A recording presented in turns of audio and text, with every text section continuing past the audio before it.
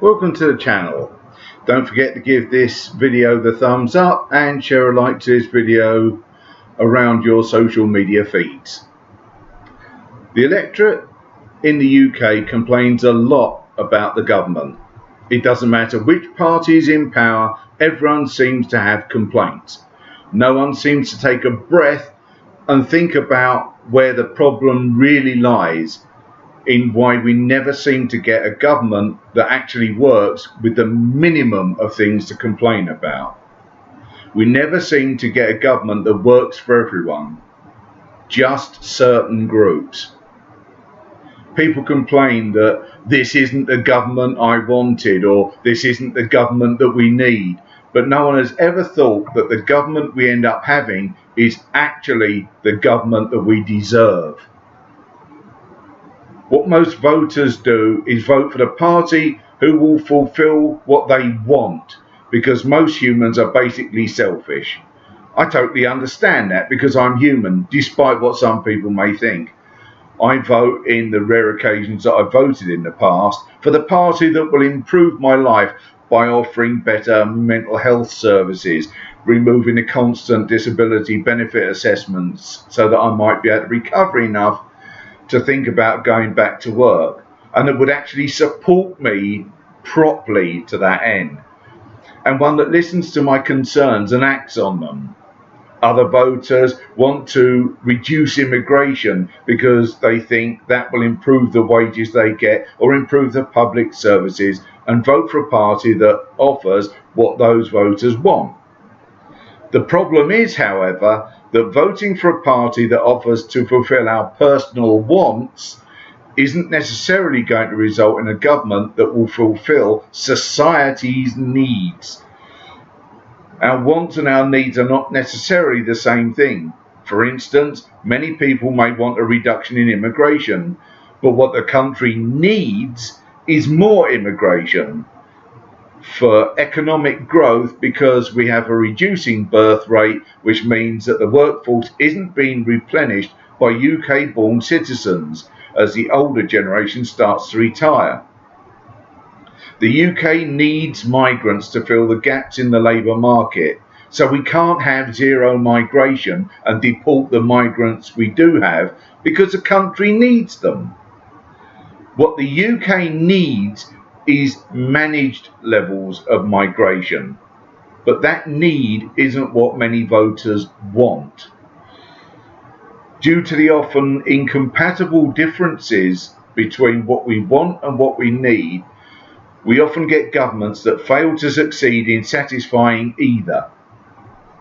Politicians, in an attempt to win votes, will lie to get them, and after enough time spent in a parliamentary career, will continue to lie to keep themselves in the manner to which they have become accustomed, with the huge salaries and living expenses paid for by the public purse, so they can keep even more of the salary they get paid. It's an attractive lifestyle, especially if you're just a backbench MP about whom not much is expected, because they are there mainly to vote on their party's frontbenchers' policies. Some MPs do a lot for their constituency, but there are some MPs that do very little constituency work. There are also some MPs that do little for their constituency and very little in Parliament either, but it would be wrong of me to name Nigel Farage. The electorate regularly votes against its own interests because it has, consciously or subconsciously, fallen for the outright lies, obfuscations, and the scapegoating of certain groups to distract them from the failures of the UK government's own actions and policies. Politicians pander to the wants of individuals regardless of what's needed for the country, because that's how people vote. The annoying reality is that if people voted for what the country needs rather than what they wanted for themselves, their actual needs would probably be met and their life would be improved. The electorate, by voting for politicians who lie, take money or freebies, or enact policies that harm the country as a whole, merely embeds this sort of behaviour in the political system, making it acceptable, and so the next generation of politicians get even worse. The electorate has, over decades, allowed a deterioration in the standard of its political representatives, so that it's now got exactly the type of government that it deserves at the expense of what it actually needs. The American comedian George Carlin put it best when he said, and I quote, "There's one thing you might have noticed I don't complain about, that's politicians. Everybody complains about politicians. Everybody says they suck. Yeah, well, where do you think these politicians come from? They don't fall out of the sky. They don't pass through a membrane from another reality. They come from American parents and American families, American homes, American schools, American churches, American businesses, and American universities, and they're elected by American citizens. This is the best we can do, folks. This is what we have to offer. It's what our system produces. Garbage in, garbage out. If you have selfish, ignorant citizens, you're going to get selfish, ignorant leaders. And term limits ain't going to do you any good. You're just going to wind up with a brand new bunch of selfish, ignorant Americans. So maybe it's not the politicians who suck. Maybe something else around here sucks, like the public."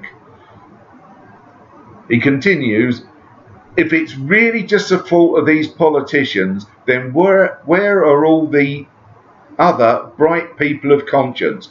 Where are all the bright, honest, intelligent Americans ready to step in and save the nation and lead the way? We don't have people like that in this country."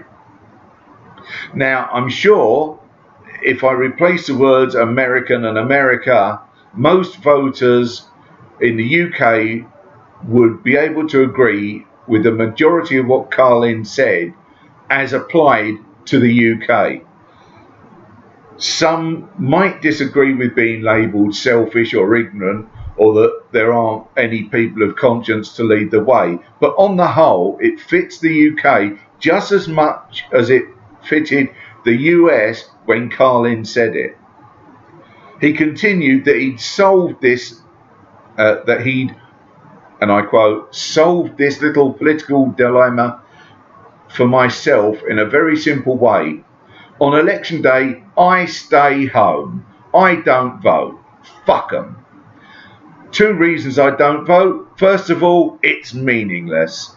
This country was bought and sold and paid for a long time ago. The shit they shuffle around every 4 years doesn't mean a fucking thing. And secondly, I don't vote because I believe if you vote, you have no right to complain." People like to twist that around, I know. They say, well, if you don't vote, you have no right to complain. But where's the logic in that? If you vote and you elect dishonest, incompetent people and they get into office and screw everything up, well, you are responsible for what they have done. You caused the problem. You voted them in, and you have no right to complain. I, on the other hand, who did not vote, who in fact did not even leave the house on election day, am in no way responsible for what these people have done, and have every right to complain as loud as I want to about the mess you created that I had nothing to do with.